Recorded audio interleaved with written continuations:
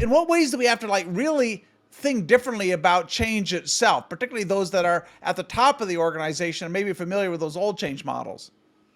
I think it's just that it's too small, Gary. It's like, in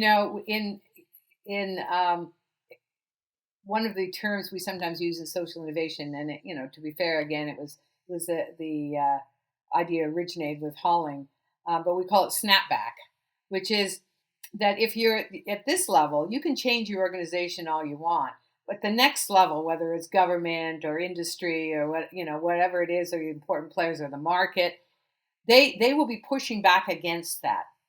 And so when the individuals involved move on, which they inevitably do, there's this pressure to snap back to the configuration it had before.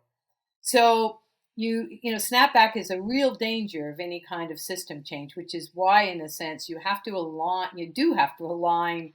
If you really want it to move quickly, you have to get ready and wait for the openings that are happening at other scales. And crises are often openings like that. You want disarray at the next level, whether it's economic disarray, social disarray, cultural disarray, caused by all kinds of things. Then you're able to move upscale much more quickly.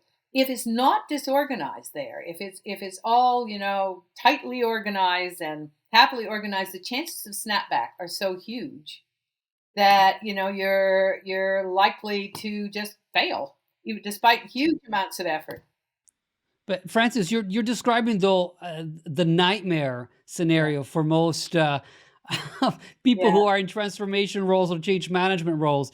What do you mean disorder and chaos? That's exactly well, what we yeah, want to avoid. And yeah. so, and so maybe you can also reflect on like, so why has this like dominant logic of change persisted as long as it has, despite the fact that its record is as dismal as it was? Like every two months, there's a new report from McKinsey, BCG, Bain, or Accenture saying change programs typically fail, right? Yeah, And yeah. so that everybody realizes the system is broken, but somehow no one is able to do anything about it.